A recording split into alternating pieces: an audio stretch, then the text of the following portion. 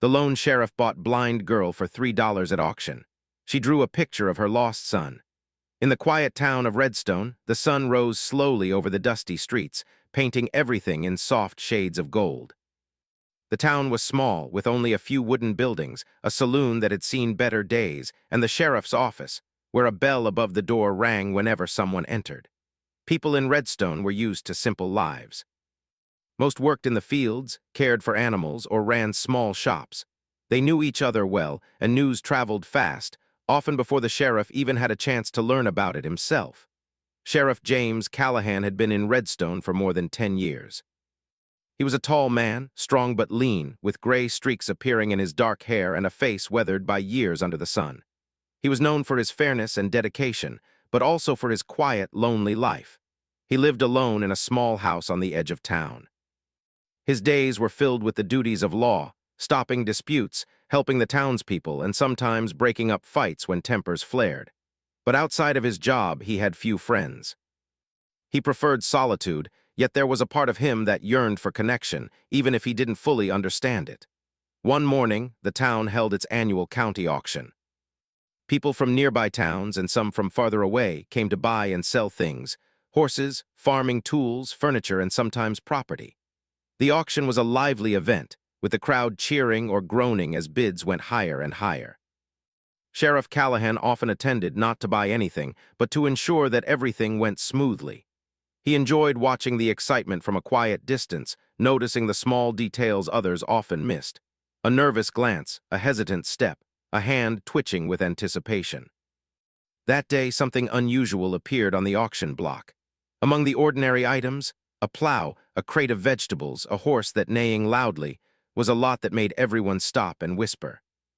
It was a little girl, no older than 8, listed as unclaimed property. The auctioneer's voice carried over the crowd, reading the brief note that came with her. She had been left at the county office months before, with no family to claim her. Her name, if she ever had one, was unknown. She was described as blind, and the starting bid was only $3. The townspeople exchanged uneasy glances. Some shook their heads, whispering about the harshness of the world. Others looked on with curiosity, wondering how a child could be sold like property. Sheriff Callahan's eyes were drawn to her immediately. She stood quietly on the platform, her small hands folded in front of her, her face calm but uncertain. Despite the murmurs around her, she did not cry or protest. There was something about her that made the sheriff pause, a quiet strength, a gentle presence that demanded attention. He felt a tug at his heart, something he hadn't felt in a long time. Without thinking twice, he raised his hand. The auctioneer's hammer fell, and the bid was accepted. For $3, the little girl became his responsibility. Some in the crowd murmured their surprise. Sheriff Callahan, a man who rarely showed emotion, simply nodded and walked toward the platform. He held out his hand, and the girl hesitated for a moment before taking it. Her grip was small yet firm, and in that instant he felt a connection that went beyond words. He named her Clara after his mother, hoping the name would give her a sense of warmth and belonging. Clara looked up at him, feeling the strength and calm in his presence. Though she could not see him, she sensed his intentions were kind. The sheriff guided her down from the platform and led her to his horse. People whispered among themselves, some approving of his compassion, others unsure about why he had taken on such responsibility. The journey to the sheriff's home was quiet. Clara held onto the reins loosely, feeling the vibrations of the horse beneath her and the wind on her face. Sheriff Callahan spoke softly, introducing her to sounds and sensations she would need to understand. The rhythm of the horse's steps, the brush of the wind, the faint hum of the town in the distance. Clara listened carefully, absorbing every detail. Though she had been blind her whole life, she had learned to read the world in ways that others could not. The sheriff admired her attentiveness. When they arrived at his home, he showed her the small house, guiding her through each room. There was a fireplace, a few wooden chairs, a simple bed, and a small kitchen with utensils neatly arranged. He explained each space slowly, allowing her to touch and learn her surroundings. Clara ran her fingers along the furniture, memorizing textures and shapes. Sheriff Callahan watched her carefully, noting how she moved with caution and curiosity. That evening, after a simple dinner of bread, stew, and tea, Clara sat quietly by the fire. The sheriff noticed her small hands fidgeting with a piece of cloth. a nervous habit she had. He decided to give her something to occupy her mind and hands. He brought out a set of paper and charcoal pencils he had kept from years ago. "You can draw," he told her gently. "Even if you can't see, your hands can tell stories." Clara looked at the paper, uncertain. She had never drawn before. She had never even imagined what a drawing might feel like. But something in the sheriff's voice encouraged her, and she placed her fingers on the paper. Slowly, she moved them across the surface, leaving soft marks. The lines were shaky at first, but she continued, guided by memory and imagination. Sheriff Callahan watched silently, feeling a strange mixture of pride and curiosity. As the night deepened, the house was quiet except for the crackling of the fire. Clara's small fingers continued to move across the paper, tracing shapes and lines that told stories she could not yet put into words. Sheriff Callahan sat nearby, thinking about the twist of fate that had brought her into his life. A child abandoned, sold for $3, now in his care. He felt a responsibility heavier than any law he had enforced, but also a sense of purpose he had not felt in years. Over the next few days, Clara began to explore the house more confidently. She memorized every step, every creak in the floorboards, every scent that marked the rooms. The sheriff taught her small tasks: how to pour water without spilling, how to feel the difference between objects, how to navigate spaces safely. Clara's intelligence and patience impressed him. She adapted quickly, showing a quiet resilience that reminded him of his own determination to face life alone. Yet, despite her progress, there were moments when Clara seemed sad. She would pause, her fingers hovering over surfaces, as if reaching for something just out of reach. Sheriff Callahan understood that her past was a mystery, and that the memories she carried might be painful, even if she could not explain them. He promised himself to be patient, to guide her, and to give her the security she had never known. By the end of the first week, Clara had begun to speak more often, describing sounds she heard, smells she recognized, and sensations she felt. Sheriff Callahan listened carefully, learning about her inner world. He realized that she was not just a blind child. She was a storyteller in her own way, interpreting life through her hands, her ears, and her heart. And he felt a bond forming between them, one built on trust, care, and shared silence. In the quiet of the night, as Clara slept in her small bed, the sheriff stood by the window, looking out at the stars. He thought about the auction, the $3 bid, and the journey that had begun with a simple act of compassion. He knew that the road ahead would not be easy, but for the first time in many years he felt hope, not just for Clara, but for himself. The empty house he had lived in for so long was beginning to feel alive. And the lonely sheriff had found a companion, a child whose courage and spirit would change both their lives forever. Life in Sheriff Callahan's house settled into a quiet rhythm, though nothing about it was ordinary for either of them. Clara awoke each morning to the soft sounds of birds outside the window and the faint creaking of the floorboards as the sheriff moved about the house. He had built a routine that made sense to her. Breakfast came first, usually bread, fruit, and tea, served with a quiet reminder of the day's tasks. Then there was time to explore the house, the yard, and the small garden he tended behind the kitchen. For Clara, every sound was a map, every smell a signpost, every touch a clue to the world around her. At first, she moved slowly, hesitant, unsure of spaces she had never known. She would pause before stepping over thresholds, her fingers reaching out as if she could feel the invisible lines in the air. Sheriff Callahan followed close behind, guiding her when necessary, speaking softly so that she could understand what she could not see. "The door is on your left," he would say, or "Step over the threshold carefully, it is higher than the floor here." Each instruction was patient, calm, and steady, and Clara learned to trust the words as much as her own instincts. The sheriff's presence was comforting to her, though it sometimes made her nervous. He was a man of few words, and yet his quiet strength spoke volumes. Clara began to notice small details about him: the soft rustle of his coat when he moved, the way his hands rested on the table when he ate, the gentle rhythm of his footsteps. She could feel his moods in subtle ways. When he was troubled, his steps were heavier. When he was pleased, his voice carried warmth even in ordinary statements. She began to learn him just as he learned her. In the evenings, after the chores and lessons, the sheriff introduced Clara to small exercises to strengthen her independence. He taught her to pour water into a cup without spilling, to identify objects by touch alone, and to arrange her personal space so she could find everything she needed. She learned to feel the difference between wooden spoons and metal ones, the textures of cloth and paper, the slight ridges of the doorknobs. Each lesson was accompanied by quiet encouragement, a gentle touch, or a guiding word. Clara thrived in these moments, her confidence growing little by little. One afternoon, the sheriff led her to the garden behind the house. It was small but filled with vegetables, herbs, and flowers. "You can explore it by touch and smell," he said. Clara walked carefully, her hands brushing leaves, stems, and flowers. The scents were new, unfamiliar, yet inviting. She inhaled deeply, memorizing each aroma: the sharp smell of rosemary, the earthy scent of the soil, the sweetness of marigolds. The sheriff watched her, noticing how her fingers moved delicately over the plants, and he realized she was learning more than just names. She was learning to connect with the life around her. Despite her progress, Clara still carried quiet sadness. Sometimes she would sit in a corner, tracing the patterns of the floorboards or pressing her hands to her chest as if holding something invisible. The sheriff noticed, though he never asked too many questions at once. He knew that some things needed time to surface. Instead, he would sit nearby, letting her feel his presence without words. Slowly, she began to speak of small fragments of memory. A laugh she remembered, the feeling of running water, a song that seemed familiar though she could not place it. These fragments told him that her past was important to her, even if she could not describe it fully. In the evenings, he brought out paper and charcoal pencils. Clara had never drawn before, and at first she was hesitant. She did not know how to begin or if she even could. "Your hands can tell the story," he said simply. "You do not need to see, just feel." She placed her fingers on the paper, unsure how to make a mark, and the charcoal left soft, uneven lines.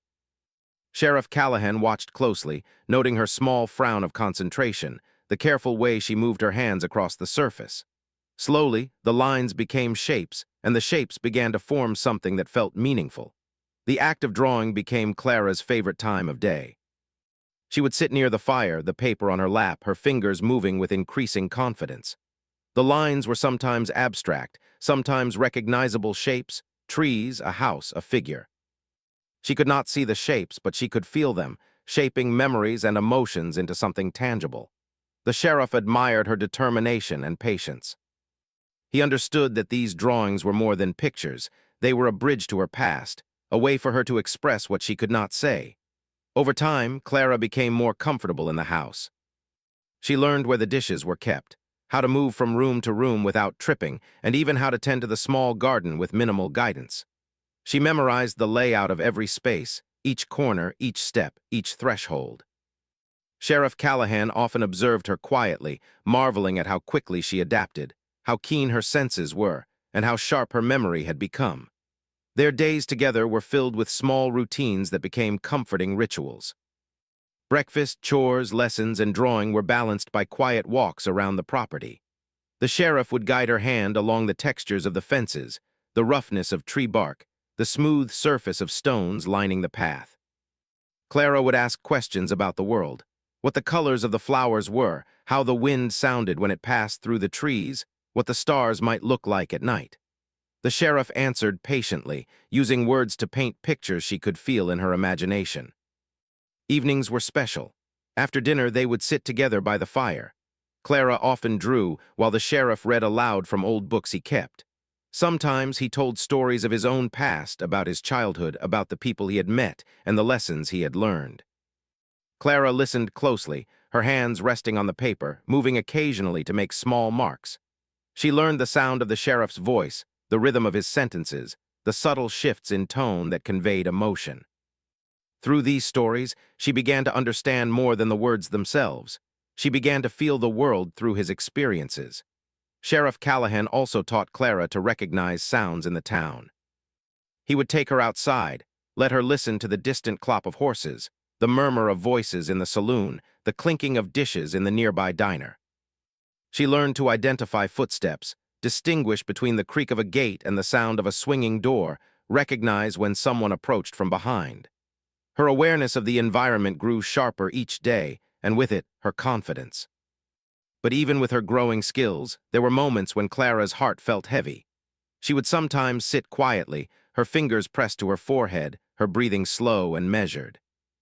The sheriff, observing her, knew these moments were reminders of what she had lost: her family, her home, the certainty of belonging. He never rushed her or pushed her to speak. Instead, he remained near, ready to guide, ready to support, offering his presence as comfort. As days turned into weeks, Clara began to open up more. She would tell small stories, recount fragments of memories, and describe what she imagined the world looked like. Sheriff Callahan listened carefully, valuing each word, each story, each moment. He realized that Clara was not just adapting to a new life, she was teaching him something as well. Her courage, patience, and resilience inspired him. Her presence brought warmth to the house that had long been silent. One afternoon, the sheriff introduced a new exercise.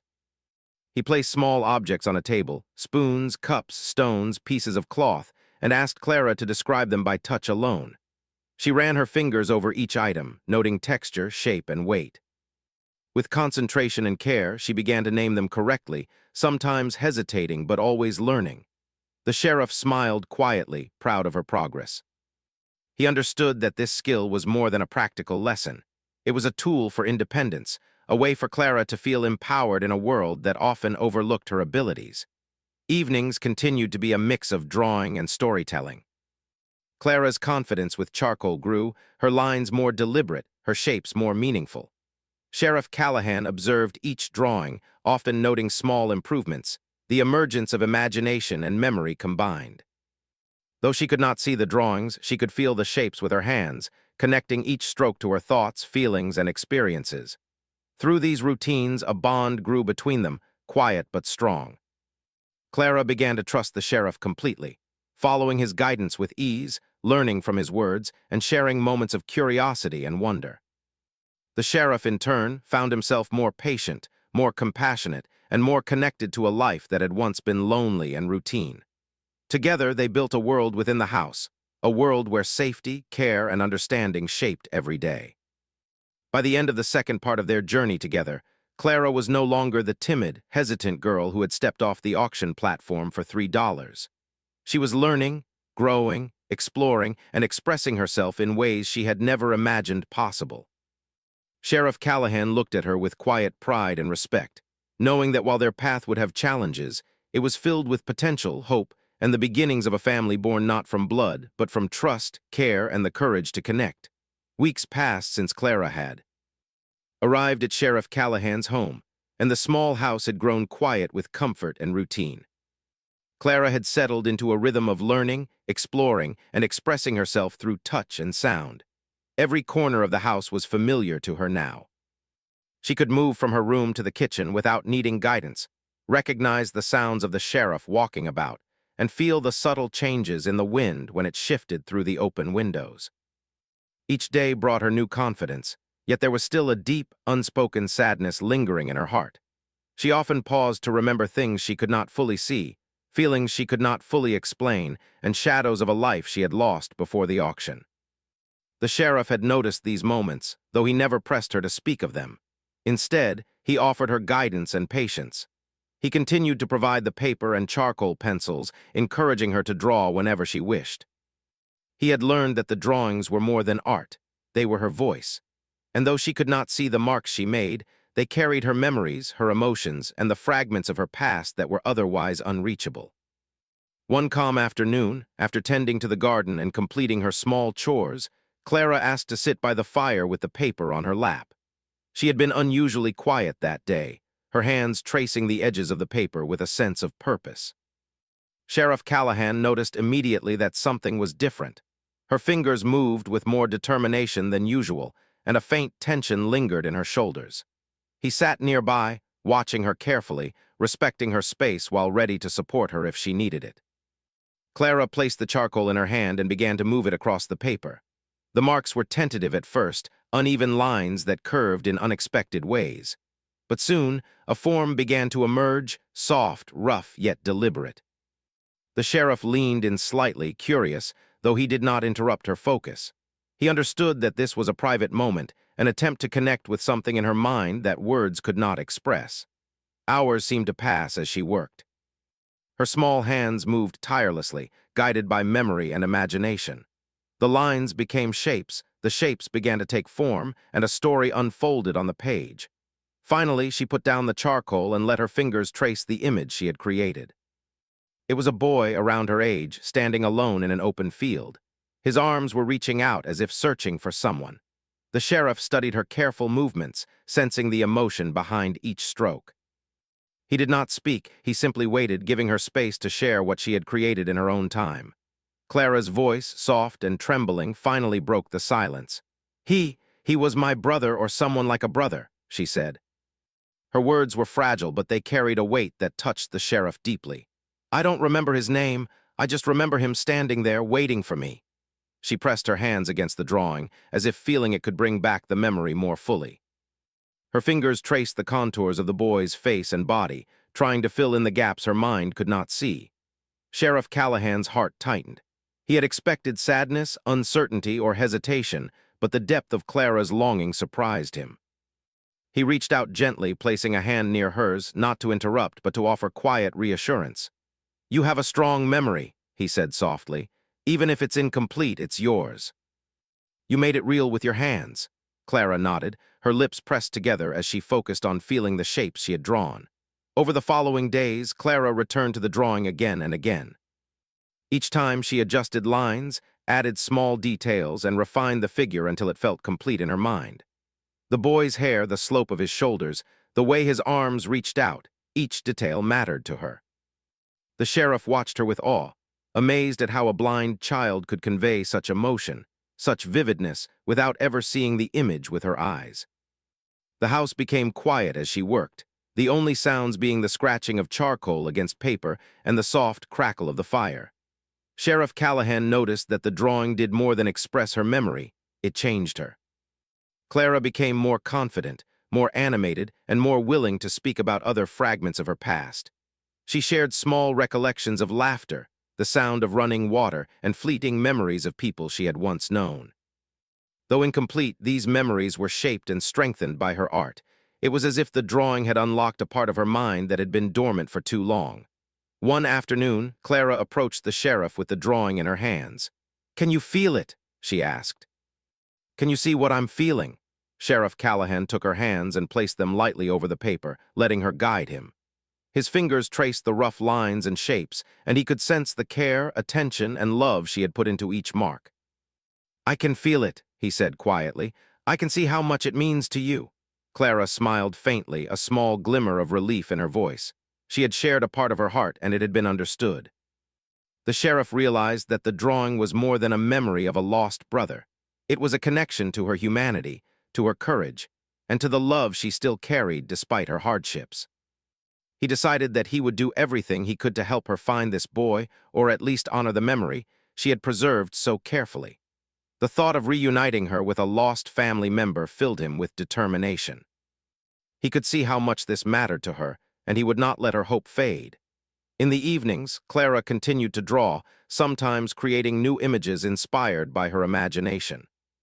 She drew animals she had felt in the fields, shapes she had imagined in the sky, and even scenes from the small town she was now a part of. Each drawing carried a piece of her soul, a story told through her hands rather than her words.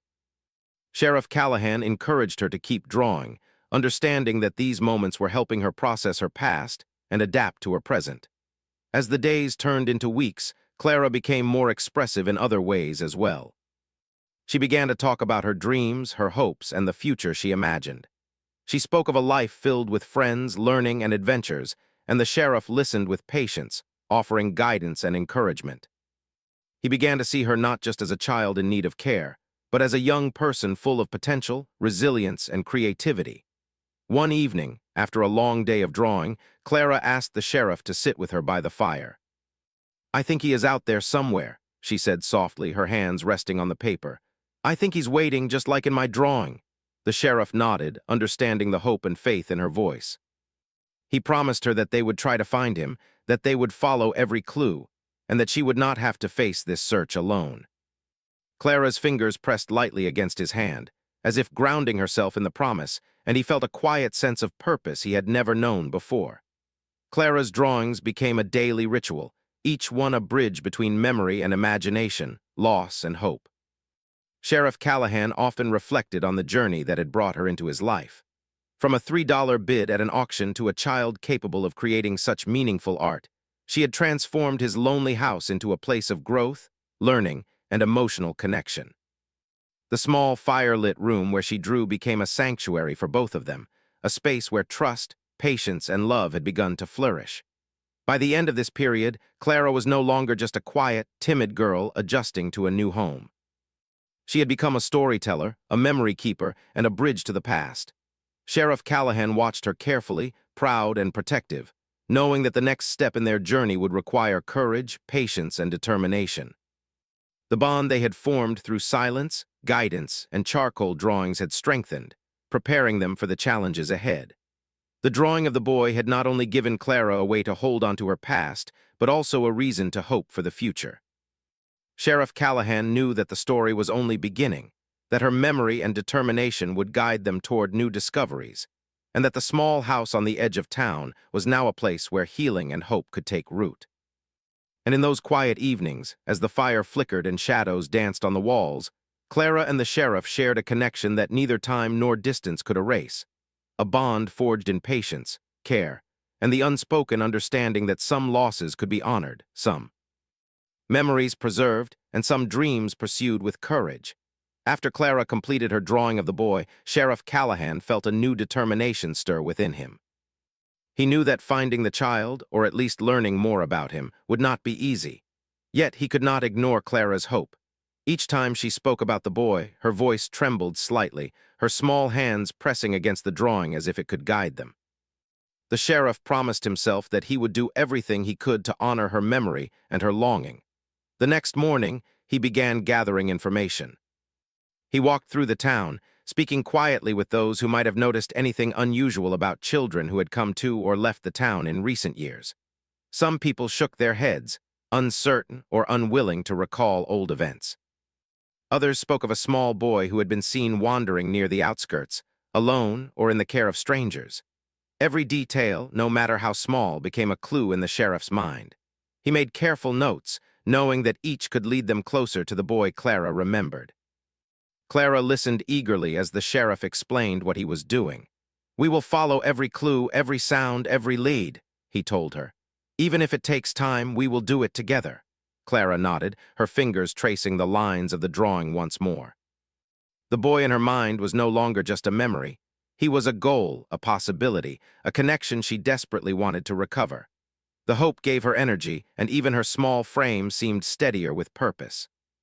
Over the following days, the sheriff traveled to nearby towns, visiting orphanages, speaking with families, and checking records carefully. He carried Clara's drawing with him, describing it to those he met. "This boy is about her age," he would say, small with soft features, kind and gentle. People often nodded, some intrigued, some doubtful, yet Sheriff Callahan did not falter. He knew that patience and persistence were key. He returned each evening to Clara, sharing what he had learned and explaining each step of the investigation.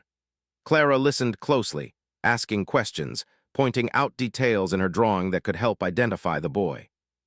"His hair, it was like this," she said, her small fingers moving in the air to describe the shape. "And he always reached out with his arms when he saw me." The sheriff nodded, carefully noting every word. He admired how Clara could remember these small details, even though she had never seen them in the way most people would. Her memory and intuition were remarkable. The search was long and sometimes frustrating. Days passed without a single promising lead. Some towns had no record of children arriving or leaving. Others offered vague descriptions that could have applied to anyone. Yet, the sheriff refused to give up. Each night when he returned to the small house, he would recount everything to Clara, keeping her engaged and hopeful. "We may not find him today," he said gently, "but every step brings us closer." Clara listened, her fingers pressing against her drawing, silently willing the boy to appear. One afternoon, a faint lead emerged. Sheriff Callahan visited an orphanage several counties away, a place known to house children whose families could not care for them. The matron remembered a boy who had arrived several months prior. She described him carefully, his quiet nature, his cautious movements, and the way he would reach out for comfort when frightened. The sheriff's heart quickened. Could this be the boy Clara remembered? He took careful notes, noting the child's age, appearance, and demeanor.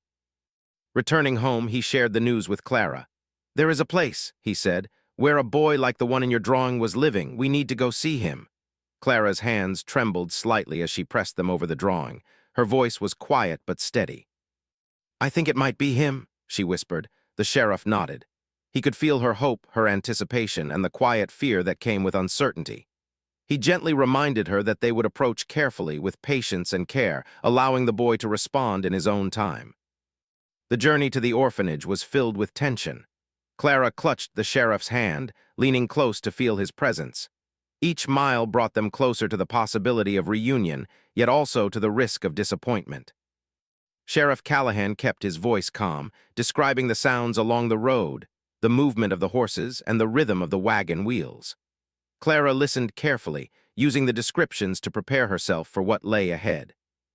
Upon arrival, the sheriff spoke with the matron, learning more about the boy's habits, favorite activities, and daily routines.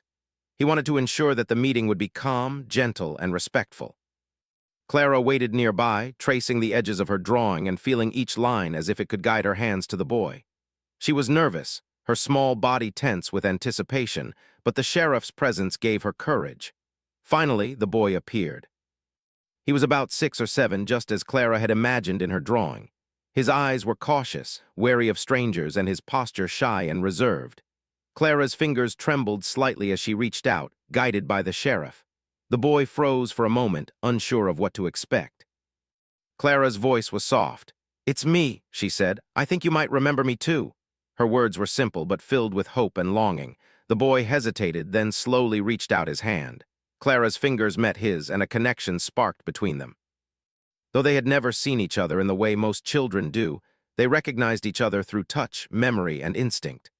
The sheriff watched silently, feeling a mixture of pride, relief, and quiet awe at the bond forming between them. The reunion was delicate, tentative, yet filled with a powerful sense of recognition. Over the next hours, Clara and the boy began to communicate through touch, descriptions, and gestures. The sheriff guided them gently, allowing the children to explore their connection at their own pace. Clara shared her drawing, letting the boy feel the lines and shapes she had created to capture his image. He pressed his small fingers against the paper, recognizing himself in her memory. A smile appeared on his face, cautious but real, as he understood that someone had remembered him, cared for him, and wanted to reconnect. The sheriff could see the tension in both children ease. Laughter began to emerge, small at first, then more confident as they explored the space together. Clara guided him through familiar sounds, the rustle of the wind, the pattern of footsteps, and the texture of surfaces. The boy responded, describing what he had felt, his memories, and his own experiences. The sheriff marveled at how much trust, patience, and care had been required to reach this point. He understood that their reunion was not just about locating a lost family member, but about creating a safe space for healing and connection. By the end of the day, the children had grown comfortable with each other. They held hands, explored the orphanage grounds, and shared stories. Clara's drawing had become a bridge between their past and present, a tool to connect memories, feelings, and hope. The sheriff smiled quietly, knowing that the long search, the patient investigation, and the care he had shown had brought them together in a way that words alone could not achieve. On the journey home, Clara's hand rested lightly on the boy's arm, guiding him gently as they walked. The sheriff watched them, feeling a quiet sense of fulfillment. He realized that this journey was about more than locating a lost child. It was about love, patience, resilience, and the courage to pursue hope even when the path seemed uncertain. Clara's bond with the boy was growing stronger with each step, and the small household on the edge of town would soon be filled with laughter, learning, and shared discovery. Sheriff Callahan reflected on the days of searching, the townspeople who had helped, and the small clues that had guided them here. Every detail, every sound, every conversation had mattered. And now, with Clara and the boy reunited, he understood the importance of patience, care, and persistence. He knew that the next chapter would be about helping the children grow together, learning from each other, and building a new life filled with hope and trust. As the sun set over the town, casting long shadows across the dusty streets, the sheriff led Clara and the boy back to the small house. Inside, the fire crackled warmly, and the familiar smells of home welcomed them. Clara's hand squeezed the sheriff's briefly, a silent thank you for the journey he had guided them through. The boy, still cautious but increasingly curious, explored the edges of the room, touching familiar textures and discovering new ones. The sheriff watched with quiet satisfaction, knowing that patience, determination, and love had brought them together. That night, as Clara and the boy slept in their small beds, the sheriff stood by the window looking out at the stars. He thought about the long search, the uncertainty, and the quiet hope that had guided every step. The children were safe, connected, and beginning to heal. And in the silence of the night, he understood that this was more than a reunion. It was the start of a family, one built on trust, patience, and the courage to pursue hope in the face of uncertainty. After the reunion with the boy, the small house on the edge of town felt alive in a way it never had before. Clara and her brother were together at last, and though both were cautious at first, their connection grew stronger each day. Sheriff Callahan watched quietly, a sense of fulfillment and wonder filling him. The house, once silent and orderly, now held laughter, chatter, and the small, joyful noises of two children exploring their new world. Clara's brother, whose name was finally confirmed as Thomas, was shy and wary, but he quickly grew comfortable in the sheriff's presence. Sheriff Callahan introduced him to the routines of the house, how to navigate safely, how to care for his belongings, and how to interact with Clara. The children were guided gently, encouraged to communicate through touch, words, and observation. Clara often held Thomas's hand, showing him familiar patterns in the house and garden. She guided him with patience, teaching him the skills she had learned over the previous weeks. Each day was filled with discovery. Thomas explored the textures of the furniture, the warmth of the fire, and the gentle sound of the wind through the windows. He listened carefully to Clara's descriptions of things she had experienced, and slowly he began to share his own memories. Sheriff Callahan observed quietly, marveling at how these children, both resilient and perceptive, were learning from each other and adapting to their new home. The bond between them was growing, rooted in understanding, shared experience, and gentle guidance. Drawing remained a central part of Clara's life. She continued to create images, using her charcoal to express memories, emotions, and imagination. Thomas, inspired by her example, began to explore the paper as well. Though shy at first, he discovered the joy of using his hands to express thoughts and feelings. Together, they would sit by the fire, drawing side by side, sharing stories about their creations, and laughing quietly when mistakes turned into unexpected shapes. The sheriff watched with a warm smile, seeing how the act of drawing strengthened their connection and helped heal the invisible wounds of their past. The children's laughter soon filled the house in the mornings as well. Clara taught Thomas how to explore safely, how to recognize sounds in the town, and how to navigate the garden with care. They ran across the yard together, their footsteps a steady rhythm, their voices blending with the sounds of birds and the wind. Sheriff Callahan guided them when needed, but he also allowed them freedom to discover the world in their own way. He understood that independence and exploration were crucial for their growth and confidence. Meals became a lively time in the household. The sheriff would prepare simple dishes, bread, soup, vegetables from the garden, and the children would help. Clara showed Thomas how to handle utensils, measure ingredients, and arrange the table. The act of cooking together became another opportunity for learning, for bonding, and for laughter. The sheriff enjoyed these moments, seeing the children interact with care and cooperation, growing into a small family built not by circumstance, but by love, patience, and guidance. The sheriff also encouraged reading and storytelling. Each evening, he would read aloud from old books he had kept, describing distant lands, heroic deeds, and imaginative adventures. Clara and Thomas listened attentively, absorbing the words and translating them into feelings, questions, and discussions. They would ask about characters, describe imagined scenes in their own words, and relate stories to their experiences. Through reading, their imagination grew and their bond strengthened. The sheriff observed how literature could connect their minds, helping them understand the world beyond the walls of the small house. Days turned into weeks, and the children began to show signs of emotional healing. Clara's sadness from before softened, replaced by confidence and joy. Thomas, once reserved and cautious, became more expressive, exploring the home and garden with curiosity. The sheriff felt proud yet humbled. He had not only provided a home for these children, but he had helped them rebuild a sense of safety, belonging, and hope. He realized that their happiness depended on more than food or shelter. It required patience, guidance, and unconditional care. The sheriff also encouraged play and exercise, knowing it was important for the children's development. Clara and Thomas ran in the yard, climbing small trees, rolling in the grass, and chasing each other around the house. Their laughter echoed in the open space, carrying a sense of freedom and joy that had been absent for too long. The sheriff joined them sometimes, watching with quiet amusement as the children tumbled and explored. These moments created bonds that were deeper than words, a shared understanding of trust, joy, and family. As the days passed, the sheriff thought more about the future. He formally adopted Clara, giving her a permanent home and a legal sense of belonging.